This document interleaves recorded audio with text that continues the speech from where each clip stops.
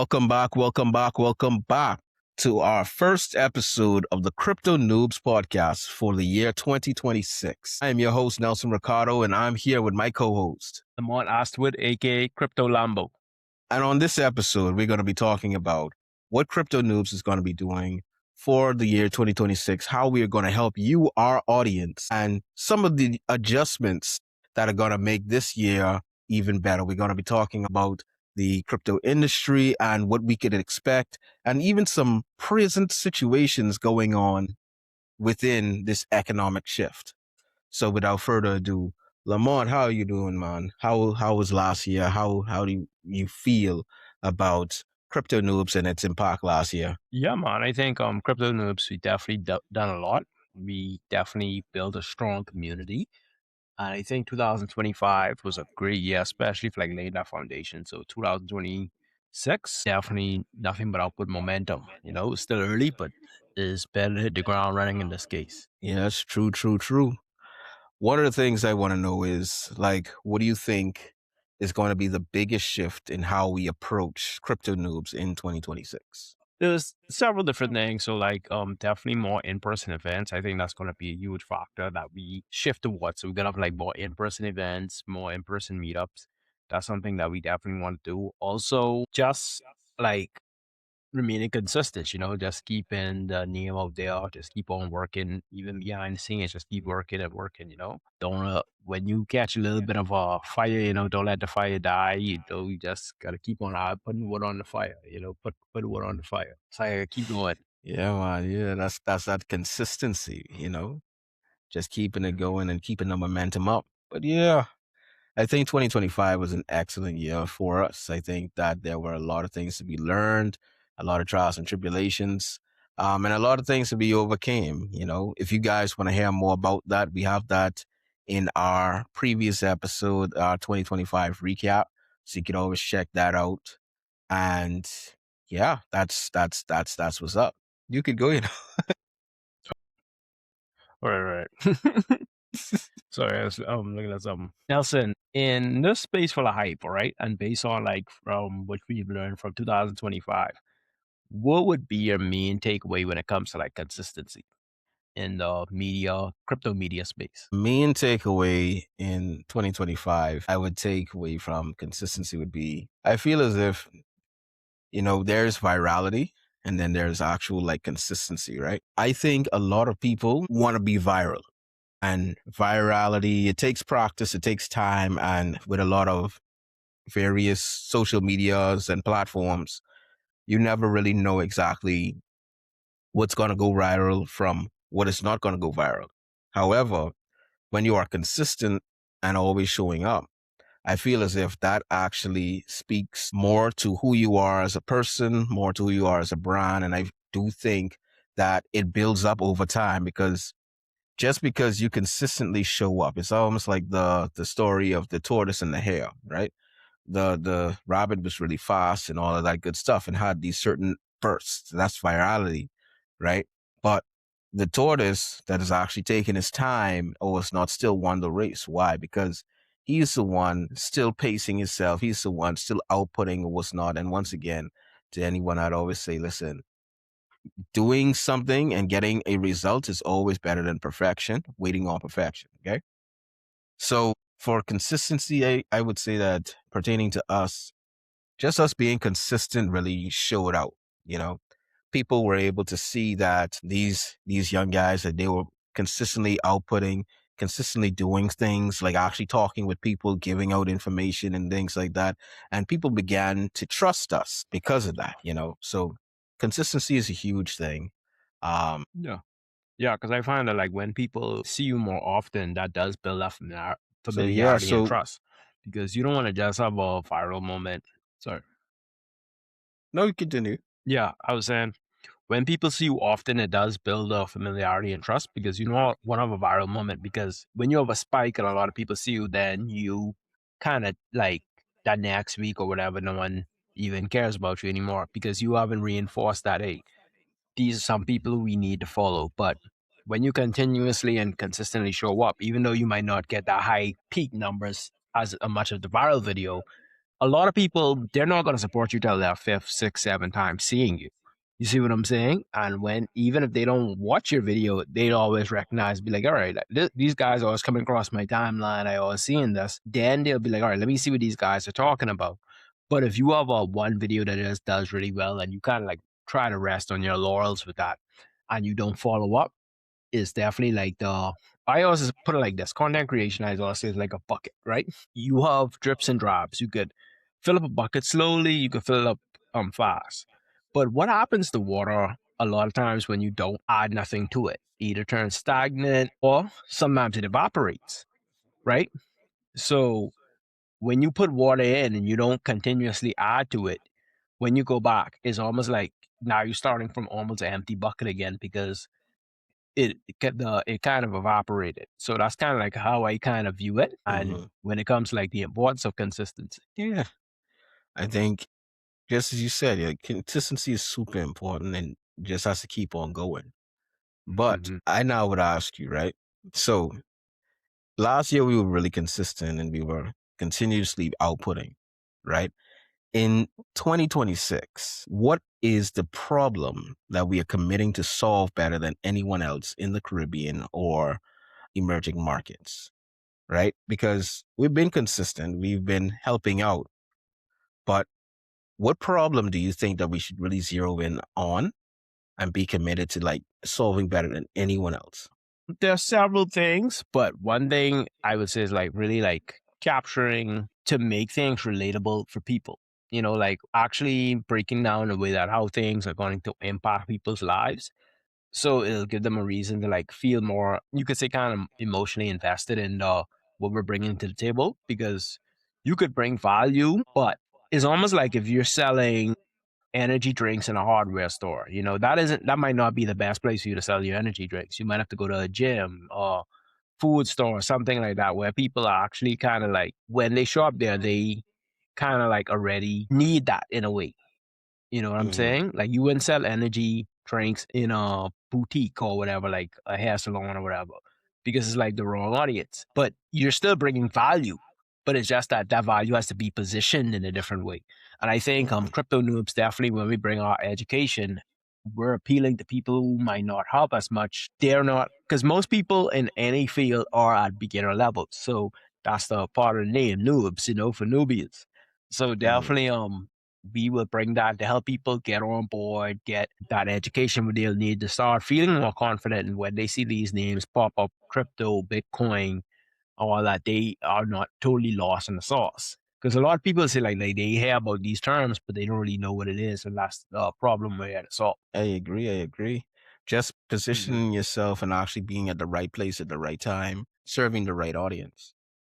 Yeah, definitely. So, like, we talk about a lot of our plans. What do you think about crypto for 2026 as a whole? Because last time I checked, I think Bitcoin was like $93,000 something. Well, I think it's in the 90,000. I haven't checked it today. But what do Mm. you think about the industry itself going forward for 2026? Well, so I actually just saw a recent post from CZ in charge of Binance, and he Mhm. posted say something about, I could be wrong, but 2026 super cycle. Right? It might be, it could be. We Mhm. were expecting we were expecting a super cycle in 2025, and I think at this particular juncture, now that we have institutional players um, in it who not only give the market liquidity, but they also take the liquidity out when they're ready. Um, I do think it could go either way. It could go either way. 2025, we had a lot of expectations, but not much really happened. But we do know that we are owed a super cycle. We do know that at some point something is gonna kick off. We just don't know when exactly. Now, one of the biggest things that Mhm. I've noticed changed is we've kind of gotten to this place where crypto is now being used more, but it's more in the background. So now, a lot of the trusted finance titans that we've come to know and love, right? Like, say, Visa, MasterCard, things like that. Like, now, what they're doing is they are adopting cryptocurrency, but they are basically purchasing and buying crypto based businesses and then using their technology in the background. So that's something Mhm. that's really interesting that's going on in the NFT space. I think I saw something where NFTs would have increased by 30% or something like that. All I know Mhm. is that like usage of NFTs had sort of increased, which was really exciting for me because, as you know, I'm a big fan of the NFT space, despite the fact that that's a space that took most of my money. Mhm. So yeah, like it's a lot of things to look forward to inside this year.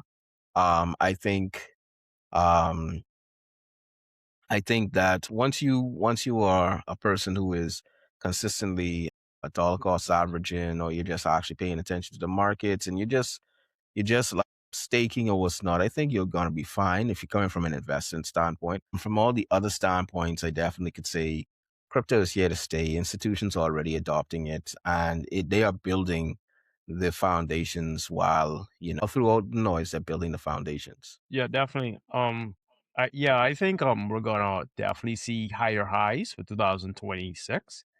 Like we was on a group live the other night, and I gave the number of 150,000. That was my prediction. I think that's kind of conservative. Mhm. I could definitely see Bitcoin blowing past what's previous high was like 125, 124. I could definitely Mhm. see Bitcoin blowing past that. I definitely could see it exceeding that, especially like with a lot of the government, especially like in the United States, a lot of the government is very much involved in the crypto space. Very, very much involved in the crypto space. So as long as they have like a pro, like they take a more pro Bitcoin approach, I definitely can see it getting further. So, why do political and economic instability still matter in crypto adoption? You know, we just came from this whole situation with Venezuela, with we sometimes love to talk about Trump. Trump out here kidnapping presidents. I didn't even know that was Mm, possible. The hmm. Venezuelans actually seem genuinely happy um, Yeah, that the president went, right? But yeah. what I want to know is like, how do political and economic instability, why does this matter inside crypto? Well, you got to understand because a lot of it, what happens with political stuff, it does tie into like economics, and that ultimately ties into like how people spend money, how much money people have. So, so for example, when you have like they have this whole thing now with it, like they took over Venezuela really for the oil. That's going to affect like oil prices. That's going to affect stuff like that. And a lot of companies use oil and they use stuff like that. So it is going to affect how valuable they are, how profitable they are, and it's going to affect like investment opportunities. So a lot of like whenever you see like there's any geopolitical instability, a lot of time Hmm. there is panic because it's like with the whole tariff situation where people would because they didn't know what was going to happen as far as like how businesses were going to operate in the US, how it's going to affect jobs, all of that has a compounding effect because if businesses close down, people lose jobs, people aren't spending as much money, stuff like that. There's not as much the banks will not be giving away or lending money out as freely. So that's going to impact people who are trying to find funding, stuff like that. So it all has like a domino effect. So whenever you see like there's any geopolitical instability, that's usually when you see like the riskier assets because crypto compared to like traditional, especially bonds, like treasury bonds when issued by the government, crypto is incredibly risky.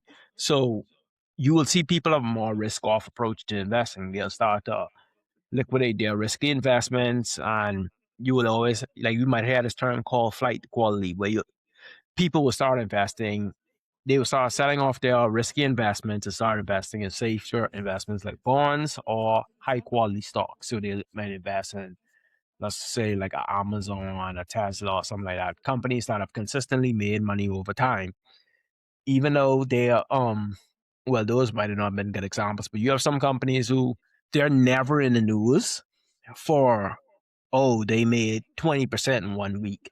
They are increased by 50% over the last quarter but they have ran a profit for the last 50 years. You see what I'm saying? They have never Hmm. been in the red over the last 50 years, but you don't hear about those companies because Hmm. it's always like they're very stable. So is very like expected that they're gonna do well. So you will start to see people investing more in those companies, like the quiet companies in a way. You see, so that's why like a lot of the stuff is going on. A lot of it matters. And But right now, like with this whole thing with Trump and they kidnapping, they're arresting the Venezuelan president. Now that might impact how America does business with the rest of the world. So you might have other countries who decide they can put sanctions on America as like some sort of retaliation or whatever. It's gonna increase tensions between the Chinese and American governments, stuff like that. So that's how like really it all ties in. It's a bunch of different factors, but a lot of times it is like a domino effect like that. I do have a follow up for this though. Like now, as an investor, right, or someone looking at this global situation, like how do you avoid falling into fear or hype? Because just as you said, now that the president has gone, that's going to affect oil or what's not. Mhm. How is it now that you don't fall into fear or hype? How do you maintain your calm? Yeah, well, basically that has to do with like more so like your investing style and being more strategic with it. Don't treat it more like a game in a way. Like even if you're losing, try to say, okay, this is my strategy. I'm going to stick to the strategy.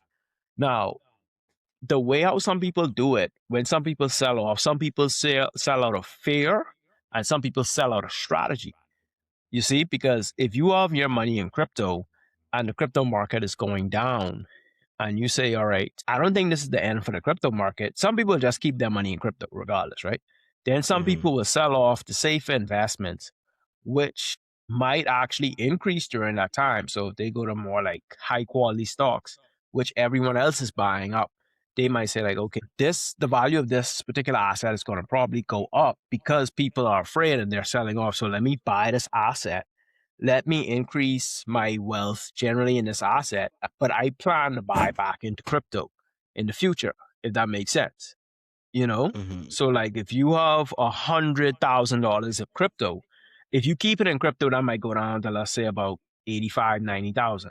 But if you go and you invest inside this high quality asset, that might go up to 110,000.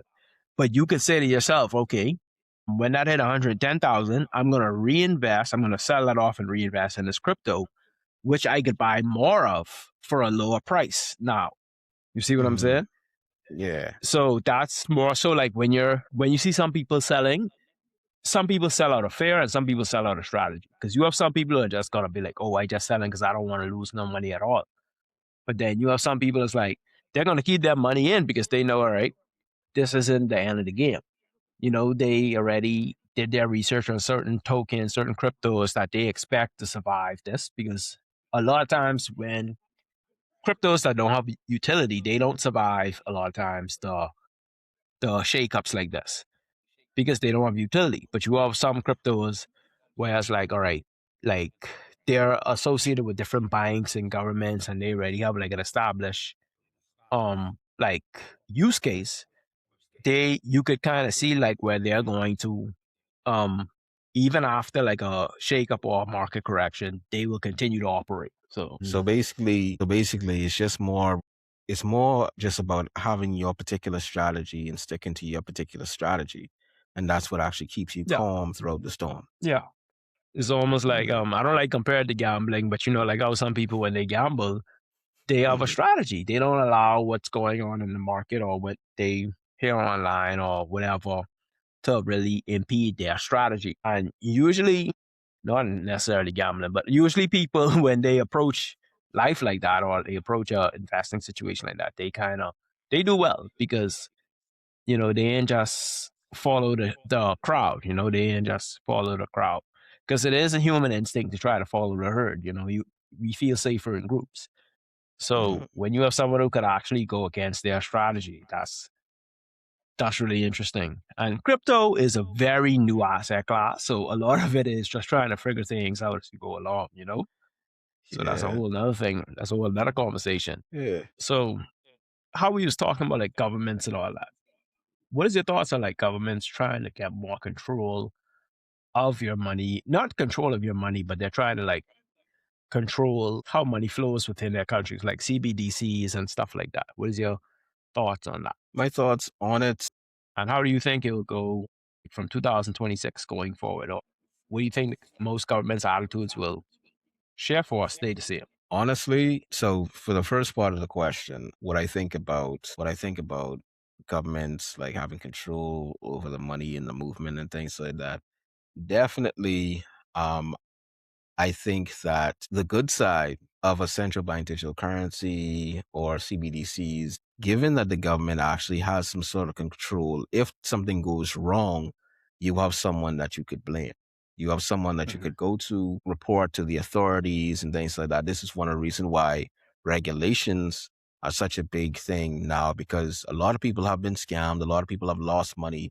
Entire exchanges have gone down. When the worst case scenario happens, people want someone to blame. People want someone that they could go to who's going to correct the situation, punish the wrongdoers, and possibly even get them their money back. So there is some good sides to it, especially when, you know, like when it's coming from the government, so that it is at least, what's the word that I'm looking for? At least if you know that Mhm. it's coming from at least if you know it's coming from the government, you know it's going to be robust enough to actually work in most Yeah. cases, that is. Now, there is also the other side to it where I actually still love there to be the option to where you can control your money freely with not too much government interference, which is why for me, I actually am on the side of a world where you actually have your um, free money, like your money that's not tied to governments, as well as the Mhm. governments, and you could just interchange between it, right? That's why I think Bitcoin can work alongside CBDCs, mainly Mhm. because on one end, I want to be able to trade throughout the whole world, right? Yeah. Central bank digital currencies, I want to be able to know that when my money is going to wherever it has to go, if something goes wrong, someone's going to refund me. I could always track and get my money back. And if something goes wrong, I could blame someone. So that's Yeah. where that kind of all works together. Now, the second part to your question was where did I see it headed? What was the second part of that question just now? Yeah. Yeah. Do you think more governments are going to start to adopt because like how in the US, they're taking more like the stable coin approach. Mhm. Like they're diving heavily into crypto in the US versus some other countries. Like, what do you think more countries are going to start doing? Like, I definitely see more countries going the stablecoin route. I the the the thing is, when it comes to digital currency, right? Mhm. Here's the irony of it all, right? And this is going to be this might be controversial depending on how you take it, right? The whole point of Bitcoin was to go against the financial system and to create a sort of currency that could be used globally, that now people could go and basically transact with anyone and be able to use banking systems without the actual need of a government or a bank, right? Now, the issue that has arisen was the the financial institutions that already then have all these trillions of dollars. They're not going to give up that that that type of control. They're not going to give up that type of control without a fight. Even if they have to be strategic about it, they're not going to give that up without a fight, right? So we Mhm. already know all these governments, banks, all these institutions that already have these millions, they're going to find some sort of way to have some level of control over it, no matter how you feel about it, especially governments, right? Some governments are going to be trying to still push the CBDC, like the e-naira, and I even see the EU is trying to push their central bank digital currency. They've even made it that I think I could be wrong with this, right? But I think they've made it that you can't withdraw more than $10,000 in cash, because they're once again pushing that narrative of the central bank digital currency, whereby now we have America that's pushing more the narrative of the stable coins. The Mhm. irony, the controversial irony, at least inside of my head, is stable coins. We've made it to a place with in cryptocurrency that the issue with central bank digital currencies is no one wants the government to shut off your money. That was the number one issue with central bank digital currencies. No one wants the government to be able to just freeze your assets in an instant to force you to listen to their rules. But even with cryptocurrencies and these regulations, that's basically what could still possibly happen, just with more steps, or it's going to be a bit more difficult or slower. So it's like either way, there's going to be some level of control there. Now, I still love the whole idea of cryptocurrencies because you could actually, once again, you could actually still be able to track. You will have more control, especially if it's inside of your own core wallet or what's not. But still, these companies that created the core wallets and creating the exchanges and the DeFi platforms and all that good stuff are now being targeted because now the countries are now saying, hey, you know what, we need regulation.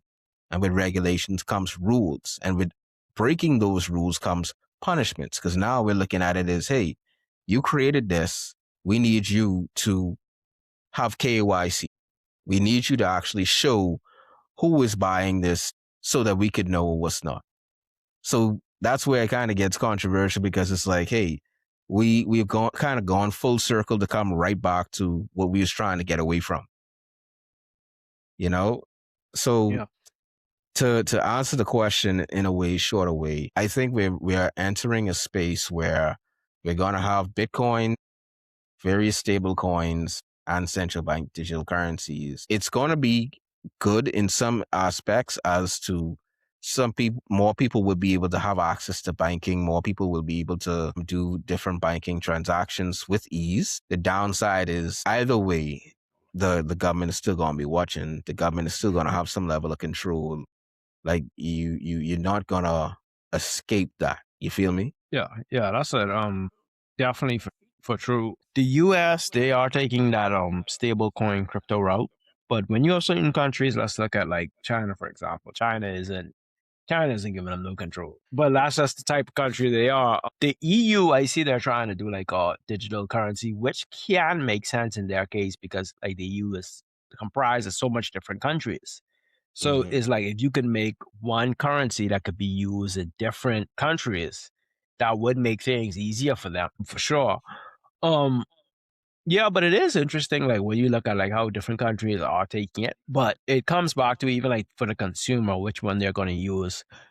It comes down to control versus privacy. Because sorry, like control and safety. That's what I was trying to get at. Control and safety, because like Ain't no not a privacy. lot of countries want to put trust in a company to handle a part of their monetary or financial system. But Mm-hmm. then people might people might not be as trustworthy of a company stepping in to do that.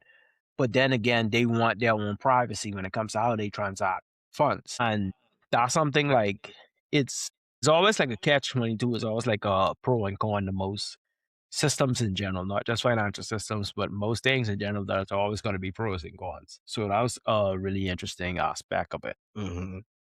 But do you think people are finally starting to care about like cryptocurrency outside of just like flipping it? Yeah, I think people are.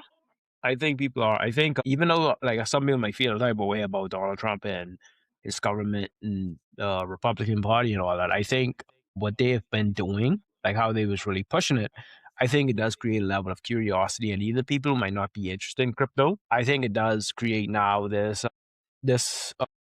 realization that this can be used in real life situations. This can be used to purchase stuff online. This can be used in stores. You have a lot of mainstream companies now who are fighting everyone trying to make their own um like PayPal, they're trying to make like their own stable coin and all that, things like that. So people are starting to see like the benefit of it or like the real life use case of it because it would make some transactions easier, because like if you go on certain websites, if you try to use your bank card won't work unless you actually call your bank and actually explain to them because they have certain websites blacklisted, right? Mm-hmm. Based on like it'll be like a different set of red flags that that website might raise, so that bank might block that website altogether.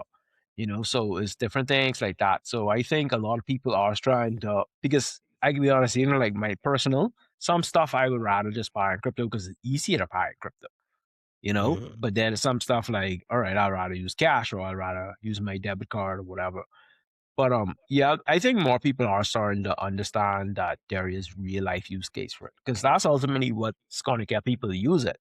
If they can use it in day to day, use it outside of the investing aspect, really, when you're talking about the transactional sense. I hear you, man. I hear you. But with people using crypto more, what advice or like how would you say CryptoNoobz is going to help protect people? Because that's something that people really they really need. It isn't just curiosity of it. A lot of people they have to know how to protect themselves against scammers because in crypto there's all type of foolishness going on. You have fake crypto coins, fake crypto tokens, imitation tokens, all type of stuff. So it's like, what do you think? Like, what we can do? What we're already doing it, but I mean, what do you think? Like, we could do more to really help those people to protect them, so they'll feel more comfortable experimenting with stuff like crypto. All right, all right. So last year, as we both know, we would have helped to stop a crypto scam that was going on around our region. It blew up. It became this whole big thing, and it actually put our names out there around a lot of the Caribbean countries. Since then, we'd realized that there are a lot of Caribbean people that are actually interested in cryptocurrency. It's just that they don't really know how to go about it, what to do, and how to start without getting scammed. And then even after that, we saw like a whole lot more other scams popping up, So this is going to be a shameless plug. We've actually been working on a book. It's going to be like a digital guide that teaches people about how to start crypto without getting scammed. So make sure to look out for that. That is coming very early in 2026. That's coming inside of Q1. And in this, we're going to be talking about like what to look for, what to avoid, different red flags, because a lot of people, we realize that sometimes you might not think that you could fall for a scam. You might think that you're a genius or was not, but scammers are very clever and they use some of the simplest methods to get the most money. Like the number one way that people get scammed isn't through hacking and all of that thing. Like a lot of people think they get hacked and stuff like that, right? The number one way that people get scammed is through social engineering. Like literally just trying to trick you. I'm actually a banker calling your phone and yeah, you actually was supposed to give us this $300 that you owe us. Could you kindly send it to this particular account? Just basically just trying to trick people is the number one way that people get scammed. It's not something that's super duper complicated in a lot of cases. It's just a trick. And it's even worse with AI now because Yeah. people could steal your face, people could steal your voice. Uh, so this look out for this book. It's going to be a digital ebook. It's going to break down the various kinds of scams so that you know exactly what to look out for, different ways that they try to scam you, and yeah, even how to start crypto without getting it. So that is coming. That is definitely coming. Yeah, definitely. Yeah, because So go. yeah, yeah, because as I said, definitely when you thinking about scams, a lot of scammers, all they have is time. All they have is time, and they'll find ingenious ways to get to you. And it's like they'll even go after people who quote unquote know what they're doing, but like they might play that long con game. They might pretend like they're trying to set up some sort of system or business deal just to get access to certain information, certain stuff like that. So it's like you got to be really careful. Listen, we have made it now more than ever because we've made it to a place now where someone can actually call your phone from someone that you know's number and have like a recording of their, not a recording, but basically they could actually talk to you using that person's voice, and they could actually ask you, say, hey, I need you to send this money to this account, like right quick. Like, I'm really inside of a rush. I was not. And these some of the things that people don't realize. If there's anyone ever rushing you to send money or asking you for money inside a quick amount of time, or saying something like, oh, we could give you a super huge return on investment in 24 hours. If you give me $100, I'll give you $1,000 by the end of the day. Listen, it's a fact that inside of investment, it's known that every Yeah. investment is a risk. Yet someone is telling you, without a doubt, I'm going to give you $1,000 for $100 if you give it to me. And you actually believe that, you know? Yeah. And one of the things that I had to realize too is that it doesn't make you dumb or anything like that. It's just you're going against people who are very crafty, who are ready to know this game, So so another thing that I want to know is, right, what type of content are we doubling down on in 2026, and what are we intentionally leaving behind? Well, I think we could definitely, like when it comes to that, it's almost like you have to kind of just like see what works, see what the audience is responding to, Hmm. and see what benefits them. Like that's ultimately like we gotta make sure keep up with events that's gonna benefit the average person who watches our content. That's something that we love to speak on and definitely like break it down in a way because see sometimes like when it comes to economics, my lecturer in college is telling me say it's all economics and finance is just finding patterns. You see one event happen, how can you relate it back to how it's going to impact you? So you got Hmm. to put the pattern together. And I think like we're going to definitely be working harder to get that pattern out. Make sure lay down the pattern for the people and stuff like that to really show them like, hey, this is why you need to follow us because I mean, we're not perfect, but we're gonna protect you as much as we could from the people who are trying to take advantage of you, from making misinformed decisions, stuff like that.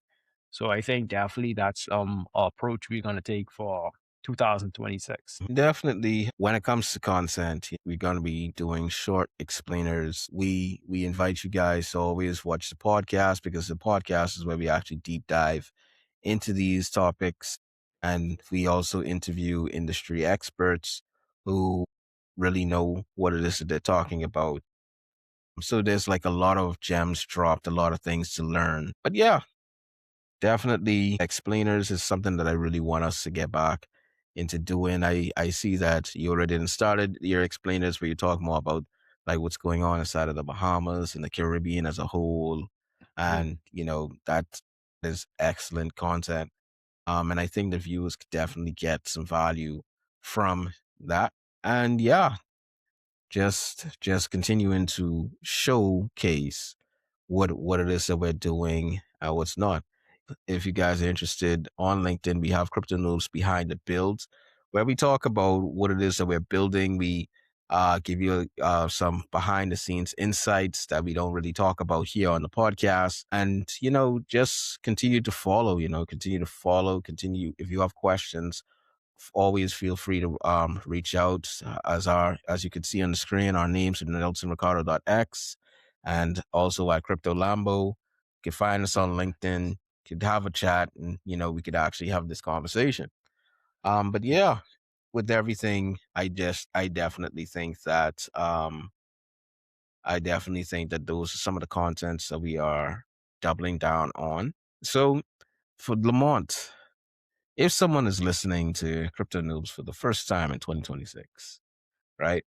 What do we want them to walk away with after the episode, after this episode? Well, I would like them to walk away with a sense that they've run across some people they could trust that will walk them through this turbulent industry. I don't like to use the word turbulent but this industry can be turbulent. So Mm, some people they could follow as, I guess you could say, guides. We don't give financial advice, but we definitely nudge you in the right direction and keep you updated on what's going on in the industry and things that you need to be paying attention to. Because a lot of this stuff you might not think it has an impact on you, but a lot of them do. A lot of things that's happening do have an impact. So I would say you found someone who could provide you entertainment as well as education. Someone who could definitely bring value. So definitely keep this podcast in your playlist. This is something that you want to listen to either when you're driving to work, you're walking, you're doing anything, sitting down at a desk and you just need something. Or like if you know someone who definitely who's interested, definitely we're the guys who you could probably send to them, let them know like, hey, these guys know what they're talking about. They're trustworthy, and just keep watching. And never know, you might be a part of our community. We might end up meeting at a coffee and crypto session, something like that, crypto or coffee session. But yeah, so Nelson, let's say, all right, let's say January 2027, right? It's January 2026. Let's say January 2027.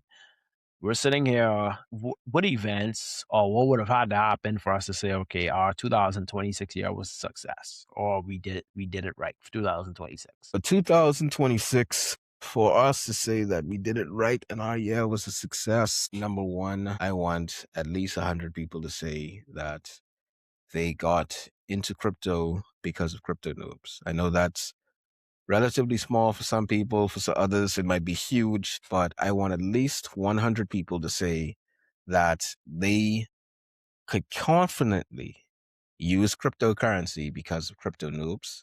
That'd be a success.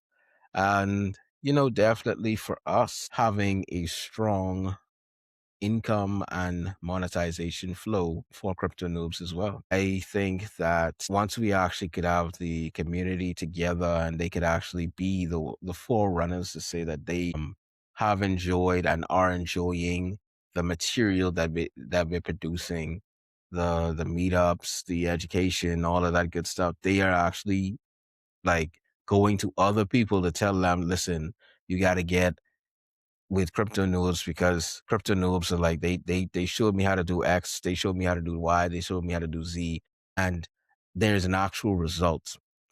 One of the number one things that I definitely want from this year is the people to have like a strong result. Some whether or not it's they've made their first $20 from Yep. cryptocurrency, whether they can successfully transfer from one wallet to the next, whether they got their first cold wallet, I want them to have results. That's what I would want for CryptoNoobz for the year to say that we did it right.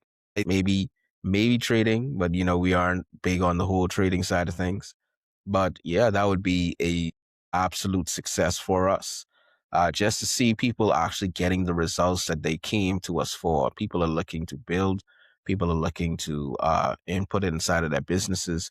People are looking to see how it is that they could actually store their money and actually make some sort of return on investment. So that would be the actual win if we could actually have that in 2027 to say, hey, we did that. But with that being said, Definitely. that would be our podcast for today.